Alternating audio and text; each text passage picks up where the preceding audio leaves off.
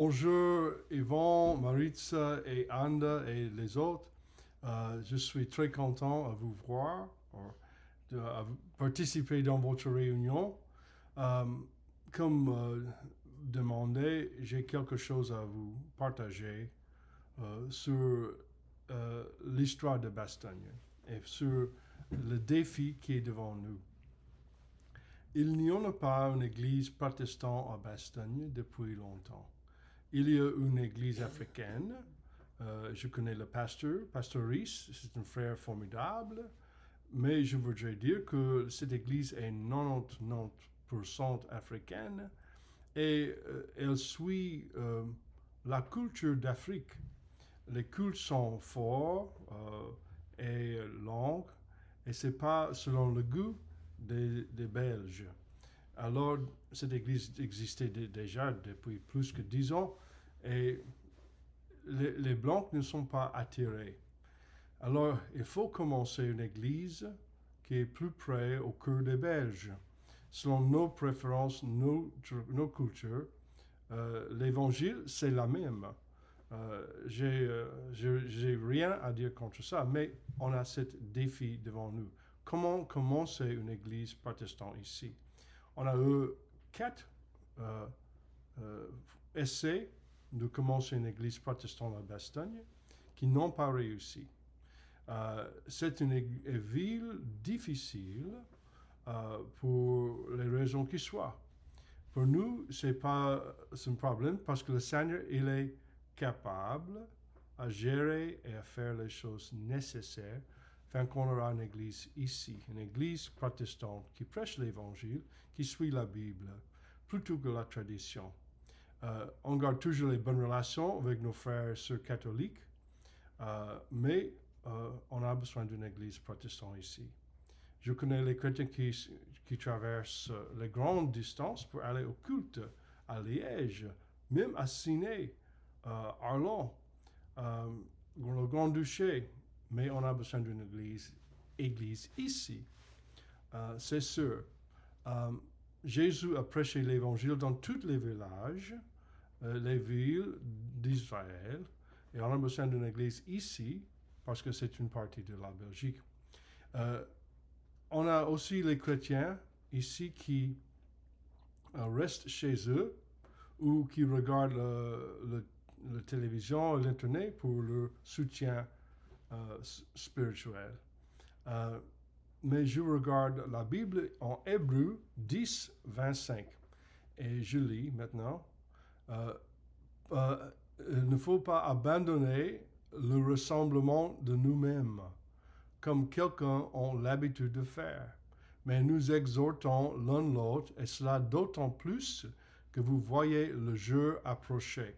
C'est Hébreux 10, 25. Là, l'apôtre nous disait qu'il faut avoir les réunions régulièrement. Il a dit, il ne faut pas abandonner le rassemblement de nous-mêmes, comme quelqu'un ont l'habitude de faire.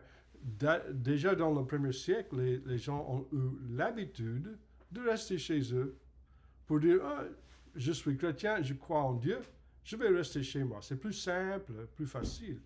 Mais c'est une grande erreur. Parce qu'ensemble, nous sommes plus forts que nous sommes séparés. Comme on dit en Belgique, l'union fait la force. C'est vraiment le cas. L'union fait la force. Jésus a dit, où se trouve deux ou trois en mon nom, j'y serai. Alors, il y a une puissance, une présence et une onction avec nous quand nous sommes ensemble que nous n'avons pas quand nous sommes séparés. C'est une bénédiction. Combien de fois j'ai senti la présence du Seigneur lors d'une réunion que je ne sentais pas autrement. On lit dans la Bible que les chrétiens du premier siècle ont eu une réunion régulièrement. En les Actes des Apôtres, chapitre 2, nous lisons le suivant. Et ils persévéraient dans la doctrine et la communion des apôtres, dans la fraction du pain et les prières. C'est les Actes des Apôtres, chapitre 2, verset 42 et verset 43. On va continuer. et toute âme avait de la crainte, et beaucoup de prodiges et de miracles se faisaient par les apôtres. Oh, il y a quelque chose de spécial quand nous sommes ensemble. Et verset 46, et tous les jours, ils persévéraient d'un commun accord dans le temple et rompant le pain dans leur maison. Ah, j'aime bien ces mots. Dans leur maison, ils prenaient leur nourriture avec joie et simplicité du cœur. On trouve plusieurs places dans la Bible, comme ils ont eu leur réunion dans les maisons. J'ai mis une liste des versets dans notre site Facebook The Bridge. Vous pouvez regarder les citations des versets de la Bible là, où c'est indiqué que les nouveaux chrétiens du premier siècle ont eu leur réunion dans les maisons. Ils ont encouragé les uns les autres, comme nous avons déjà lu. Nous exhortons l'un l'autre. Quand nous sommes ensemble, je suis encouragé par vous et vous serez encouragés par moi. Ensemble, nous sommes plus forts. L'union fait la force. Je sais, souvent, les gens disent, mais l'église à Liège, ils ont tous les musiciens, une prédication super, une salle dédiée au culte. Et qu'est-ce que vous avez à Bastogne? Les gens pensent comme ça. Ils disent, Arlon, ils ont leur propre bâtiment, les anciens, une grande salle et plusieurs chrétiens. Et qu'est-ce que vous avez à Bastogne? Nous lisons le verset suivant. Zacharie 4, 9. Dans l'Ancien Testament, presque à la fin de l'Ancien Testament, juste avant le Nouveau Testament, on trouve le livre de Zacharie, chapitre 4, verset 9. Là, nous lisons la traduction Bible du Semeur, et c'est écrit comme ça. Zorobabel a posé de ses mains les fondations de ce temple, et il en achèvera lui-même la reconstruction. Alors vous saurez que le Seigneur des armées célestes m'a envoyé vers vous. Qui donc méprisait le temps des petits commencements? Ils auraient plutôt dû se réjouir en voyant la pierre choisie dans la main de Zorobabel. L'histoire ici, dans ce verset, c'est que le temple était détruit à Jérusalem. L'armée de Nebuchadnezzar, les gens de Babylone, sont venus, ils ont conquéri la ville, ils ont pris le peuple comme les otages et comme les esclaves, ils étaient forcés à déménager, vivre à Babylone. Et le temple était détruit à rien. 70 ans plus tard, ils sont revenus, un petit groupe, ils ont reconstruit le temple. Et à ce moment-là, comme nous lisons, qu'une partie qui ont vu la maison de Dieu, le temple, avant, ils ont pleuré.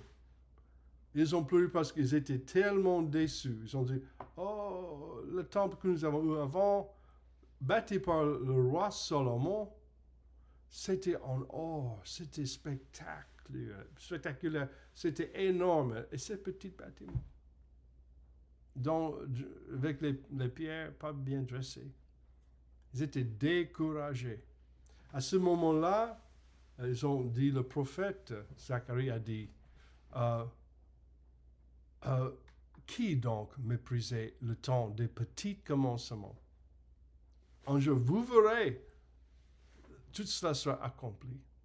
Le Seigneur, il dit la même chose au sujet de la communauté chrétienne de Bastogne. Qui méprisera le jour de petits commencements? Oui, nous sommes petites. Rien de grave. Parce que le Seigneur, il est énorme. Il peut faire toutes choses.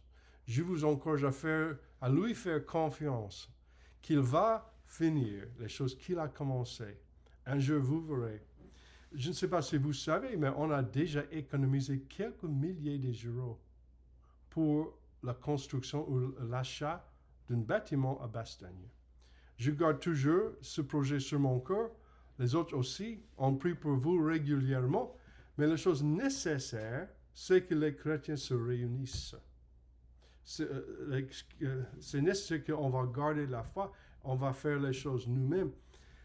C'est pas possible pour les autres à faire les choses pour nous. Et c'est pas bon pour nous pour chercher toujours une réunion plus grande, plus énorme dans les autres villes. Il faut faire quelque chose ici, chez nous.